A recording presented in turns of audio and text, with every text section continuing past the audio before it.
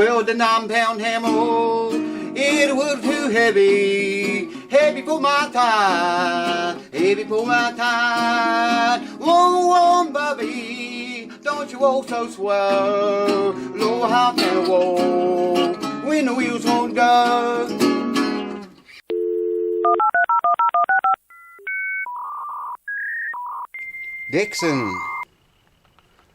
Dixon bass. I'm not sure if Dixon's a company that makes that, or if it's some company like maybe a branch from Fender or something. I don't know. But I think you can see all the disgusting filth on it. Hopefully the camera will get that. It is really dirty. It's got a lot of DNA on that board. Not quite as much or as bad as the Epiphone had, but it's bad enough. And all kind of complaints. The complaints are the electronics. Check this. Check those pole pieces out. They fell down inside of the. I don't know what happened there. But the complaints are the electronics, and you can hear why. Hear how noisy that is. And that, and that. I already checked both pickups, and they do work. That sounds funny.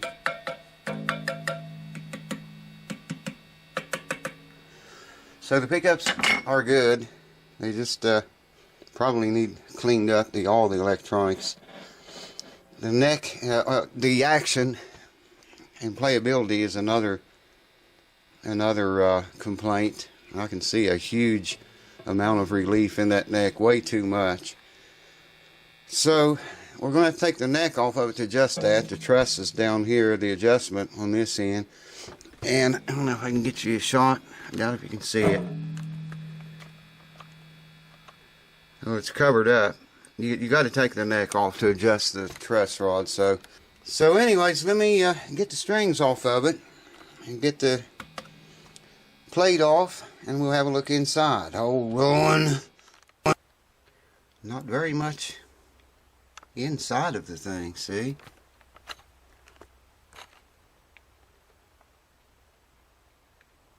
It looks like I gotta go get my glasses, but it looks like there's never been anyone in here before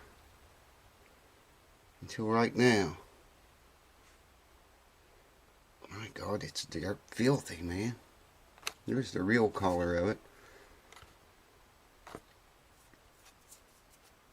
But yeah, these little crappy pots. I want to see what's up with that pickup first. Why it's fell down inside itself. So hold on, let me put this camera up. Yeah, the frets look good. Maybe a little bit of wear, but it's mostly filth. Dirt. DNA. For the most part. Interesting. Maybe I can adjust that truss rod from here without taking the neck off. We'll see. Hold on, let me get rid of this camera, and we'll I want to look at that pickup first. So yeah, man, back to business. Hopefully.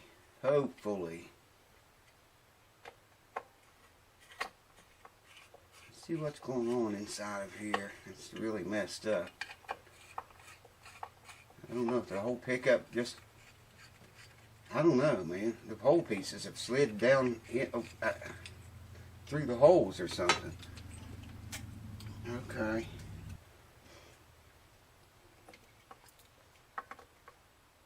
Yeah, the pickup's fine. It's just fell. This is just a cover. That's all that is. The pickup just fell, I guess, away from the cover. It looks fine. Piece of rubber on the back of it. I guess that's what it is. Okay, let me pause the camera and I'll find that spring before I lose anything else. And we'll put the pickup back together, clean it up a little bit. So I tore it all apart. These the pickups snap up into these covers or mounts or whatever you want to call them. So hopefully they'll stay in there now. I snapped them up in place. Just want to try to screw them back in.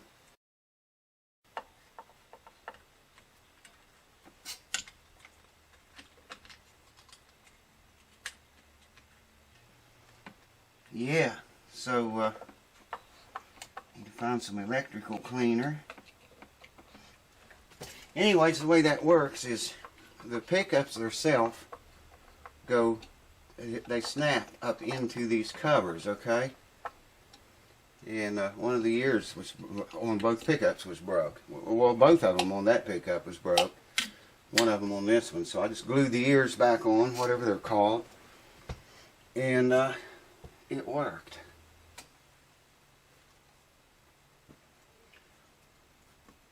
Something to keep electrical cleaner from going everywhere.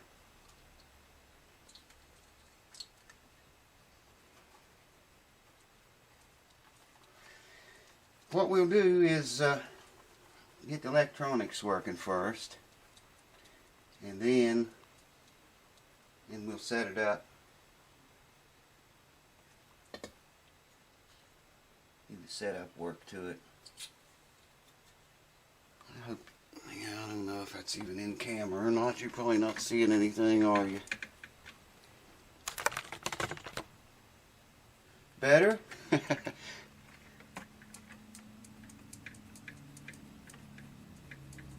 Very dirty. That one's loose even.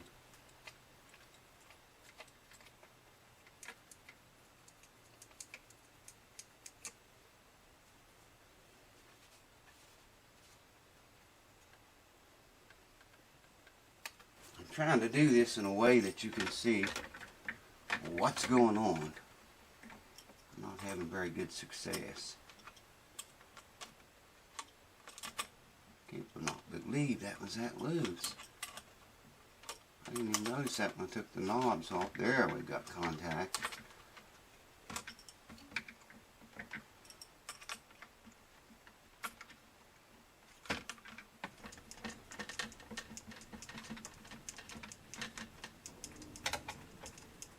If anyone knows, I don't know, this is, like I said, this is a Dixon bass.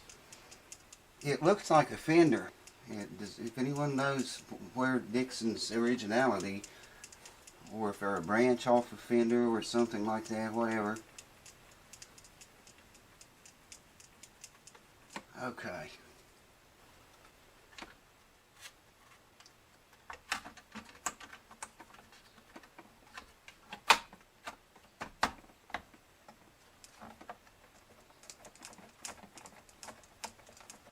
Are we filming? I got glasses here. I need to put them on. Alright, back this camera off just a wee bit for you.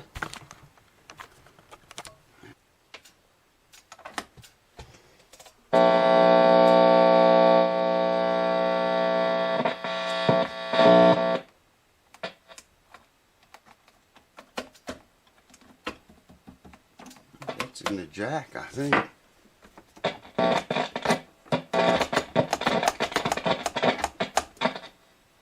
The jack needs cleaned as well.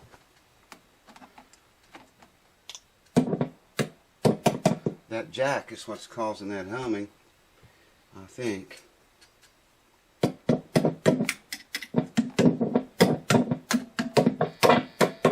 got treble. Okay, both pickups work. That humming is pretty sure that's in that jack. I'll take the jack back out and clean it. And I was able to get to the truss rod, by the way, 5mm. There you go. And I tightened it about oh man, half a turn. The neck is straight right now. You probably can't, whoops. Take a straight edge and lay on the fretboard. I can see it's perfectly straight right now, and it's fairly tight. So I'm not going to tighten it anymore. There, that sounds better.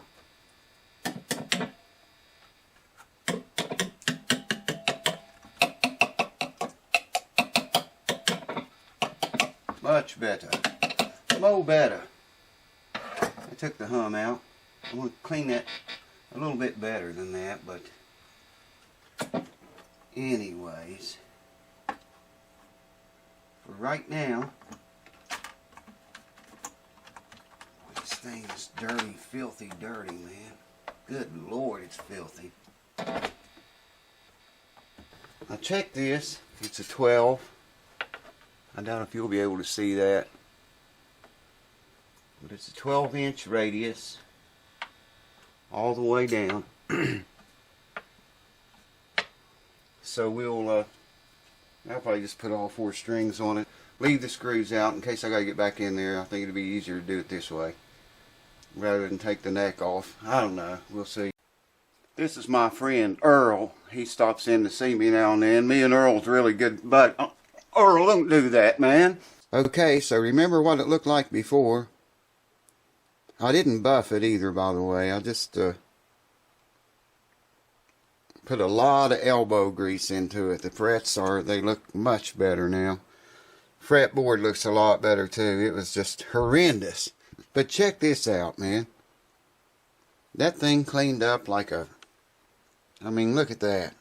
Yeah, it's got some wear marks there. That's what the pick guard's for. Looks like someone been using a flat pick on it. Well, I know a lot of bass players that do that, but anyways, it really cleaned up nice. I didn't buff it or anything. I just hand rubbed it all out. The back looks, you know, just as good as that. So I'm just going to tighten this. And I don't know if I said before or not, when I tightened this before, I just want to look down the neck here. Needs to go more. This neck popped and cracked, man. It made all kinds of noises when I tightened it before.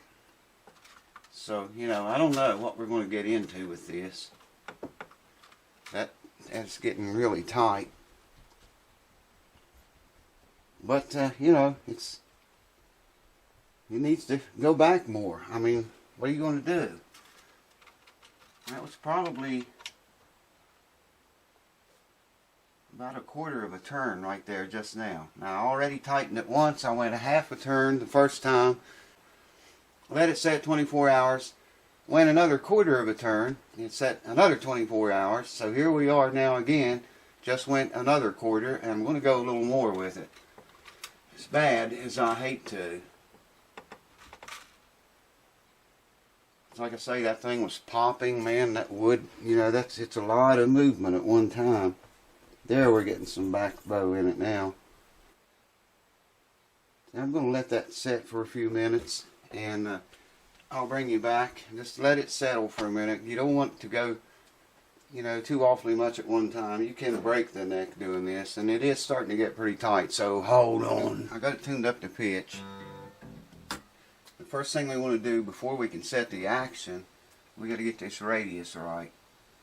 So I'm just going to use this little tool right here. I don't know how well you're going to be able to see. Yeah, I think maybe you can see that okay. I need to lower this 4th string and hold on to the tools. And once we have the radius right to match the neck, and we just count how many times we turn the screws to keep that radius. Oh, that one's way up there. Once we have this radius correct, you know, to lower the action and keep the radius, then we just count how many times we turn it. Each screw. Turn them all the same.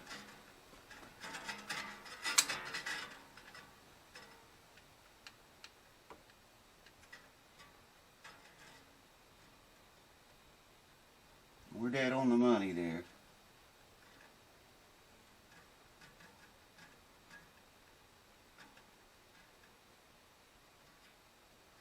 Perfect.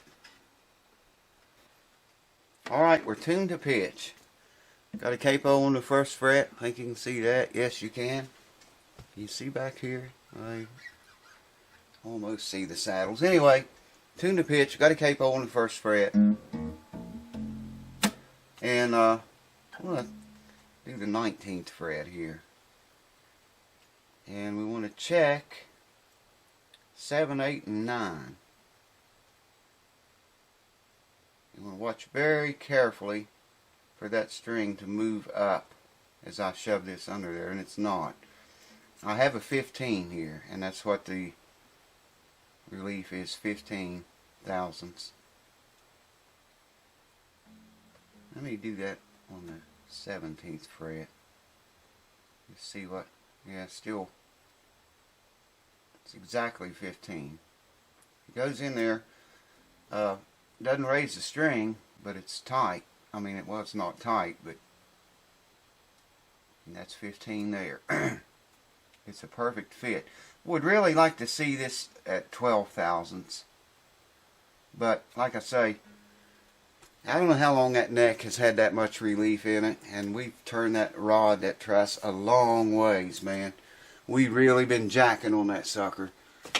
So, I'm going to give the guitar, I'll tell the guy if he wants to bring it back in a month or so, let it settle down for at least a month. Because, man, God, I must have turned that truss rod a turn and a half total. You know, that's a lot. That is a bunch. Now, I want to hold this thing like where the strap would hold it. In playing position, 12th fret. And it is ungodly high. 8/64 on the bass string at the 12th fret. Man. And 4, 5, 6, 7/64 on the G string at the 12th fret.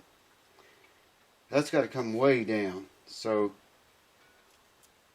let's just start by exactly what I told you before. We're going to come back here and turn each one screw. I'm going to loosen each one of these one complete turn. And just see where that puts us at. Of course, I'll have to retune the guitar again. Well, this is pretty cool. I turned each screw one turn back here on the saddles. One complete turn on each screw, and it brought it down exactly 1/64. So that's kind of cool the way that works out. I wonder if they measured those threads to make that work that way. So we're at 7/64 on the bass side here now. 4, 5, 6, 7/64 and 6/64. I want to go a little bit lower than that, so we got to do it again. Just going to do the same thing I did before and go one turn with every screw. I'll bring you back once we've done that. Well, hopefully I'm set up here where you can see what's going on. I don't know, man. I'm in a really funky bind here, but trying to get it where you can see it.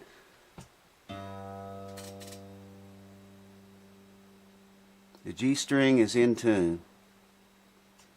Harmonic at the 12th fret is good. Note the 12th fret. And it's a tiny bit sharp.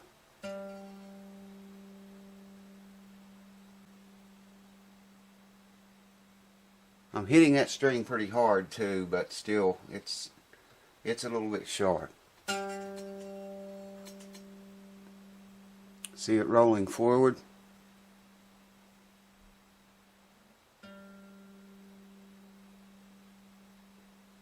There. The harmonic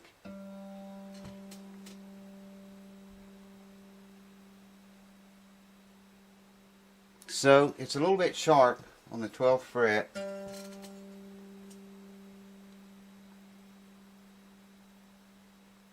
There you can see it rolling forward.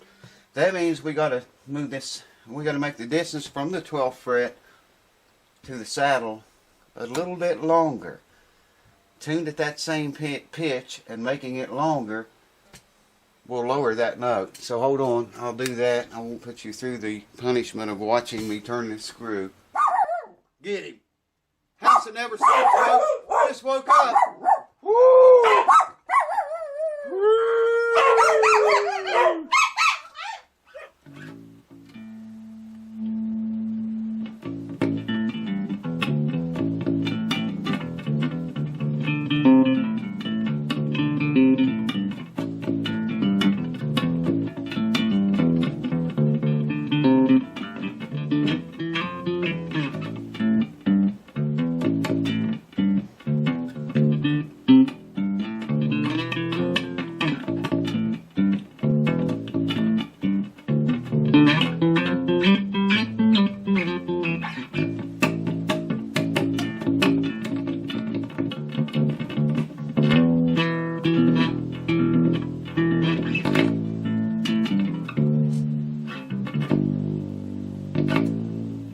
No more noise in the controls. Check that out.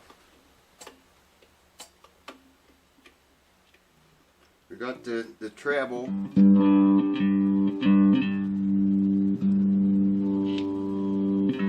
I'm just playing through a little Roland microcube amp. It's not even for a bass. And you're not going to get good sound out of that amp, with a bass especially.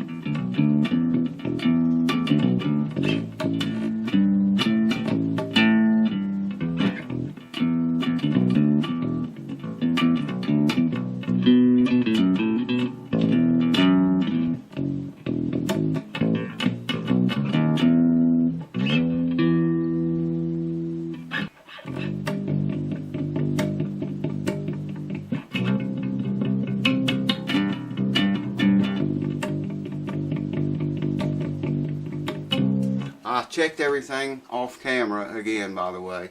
Checked the neck relief and the action and everything, and it stayed the same. We still have our arch, our radius is still 12. Checked all that. All the frets work. I could get the action a little lower than that, but like I say, I would like to wait because these two are almost bottomed out, these two saddles. And we need to get lesser neck relief, less than 15,000. That's what it is right now. And then I can lower these lower, or may not even have to, because that would bring the action down just by lesser neck relief.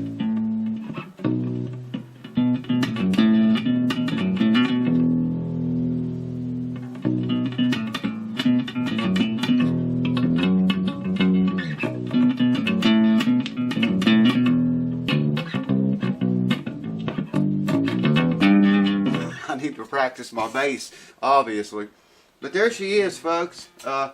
Set up really well. Take one last look at it before she goes bye-bye. Really cleaned up. I got fingerprints all over the thing right now, but you can see it really polished up good. Put a lot of elbow grease into the old girl. There's fingerprints again. I'll wipe it all off good again though. Polish it. So thanks guys for staying with me through all this, and hope maybe someone picks something up that they could use a little bit, maybe on your own instruments. Save you a buck or two, whatever, you know. It's always good to save a buck or two. I appreciate it. Many thanks to all the subscribers. You guys are great, man. And catch you on the next one.